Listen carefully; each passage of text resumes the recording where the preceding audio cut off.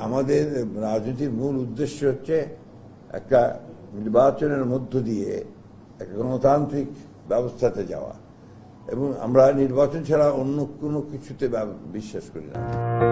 দীর্ঘ 16 বৎসর এই দেশের মানুষ এক ভয়াবহ ফ্যাসিস্ট সরকারের বিরুদ্ধে লড়াই করেছে, সংগ্রাম করেছে, প্রাণ দিয়েছে, শহীদ হয়েছে, আহত হয়েছে, গুম হয়েছে গণতন্ত্র উদ্ধারের জন্য।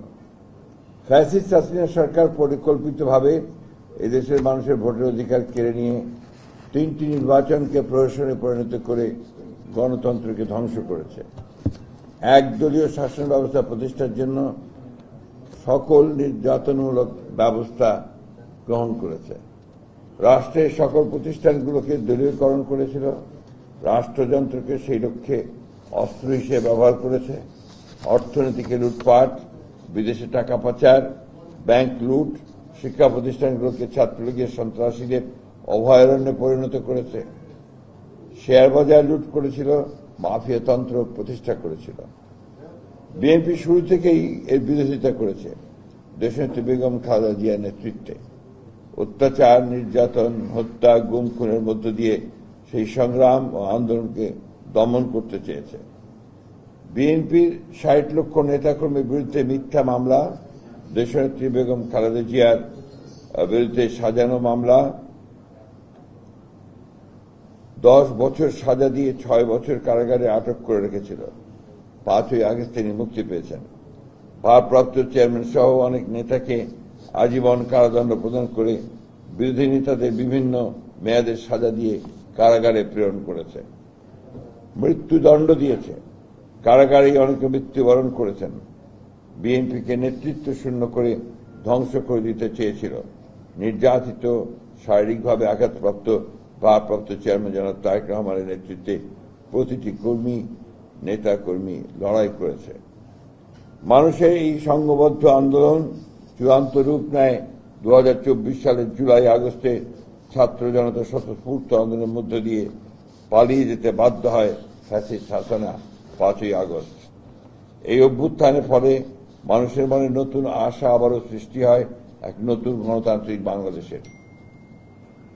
অন্তর্বর্তীকালীন সরকারের প্রধান উপদেষ্টা প্রফেসর ডক্টর মোহাম্মদ ইউনূসের নেতৃত্বে অন্তর্বর্তীকালীন সরকার সেই ধ্বংসপ্রাপ্ত রাজনৈতিক কাঠামোর অর্থনৈতিক কাঠামোকে নতুন করে গড়ে তোলার লক্ষ্যে সকল রাজনৈতিক দলের সঙ্গে আলোচনা করে রাষ্ট্র ব্যবস্থা সংস্কারের কাজ শুরু করেন। এই ধারাবাহিকতায় গতকাল প্রফেসর ইউনূস 5 আগস্ট জুলাই ঘোষণাপত্র ঘোষণা করেন।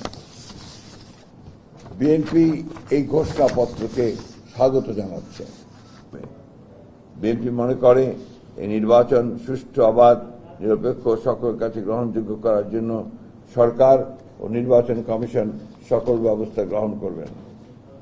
বিএনপি এই নির্বাচনকে সফল করে গণতন্ত্রকে প্রাতিষ্ঠানিক রূপ দেওয়া এবং একটি কার্যকরী জাতীয় সংসদ গঠনের জন্য সকল রাজনৈতিক দল ও জনগণের প্রতি উদাত্ত আহ্বান জানাচ্ছে। বিএনপি আবারও গণতন্ত্রের এই সংগ্রামে যারা প্রাণ দিয়েছেন তাদের প্রতি শ্রদ্ধা। বিএনপি 1 বছরে অনেক প্রতিকূলতা সত্ত্বেও গণতন্ত্রের পথকে সুগম করার উদ্যোগের ও প্রয়োজনীয় ব্যবস্থা গ্রহণের জন্য অন্তর্বর্তী সরকারের প্রধান প্রফেসর ডক্টর ইউনূস, উপদেষ্টা মণ্ডলীর সদস্য এবং সংশ্লিষ্ট সকলকে যারা এই প্রক্রিয়ার সঙ্গে সম্পৃক্ত তাদের আন্তরিক ধন্যবাদ জানাচ্ছে এবং প্রত্যাশা করছে অতি দ্রুত রাষ্ট্র কাঠামো সংস্কারের বাকি কাজগুলো সম্পন্ন হবে।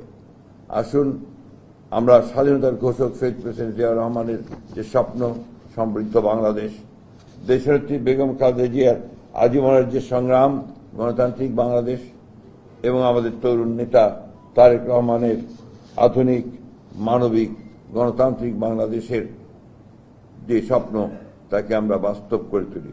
আমাদের রাজনীতির মূল উদ্দেশ্য হচ্ছে একটা নির্বাচনের মধ্য দিয়ে একটা গণতান্ত্রিক ব্যবস্থাতে যাওয়া, এবং আমরা নির্বাচন ছাড়া অন্য কোনো কিছুতে বিশ্বাস করি না। সুতরাং নির্বাচনের যে কার্যক্রম, নির্বাচনের প্রক্রিয়া, এটা সবসময় আমাদের মধ্যে আছে।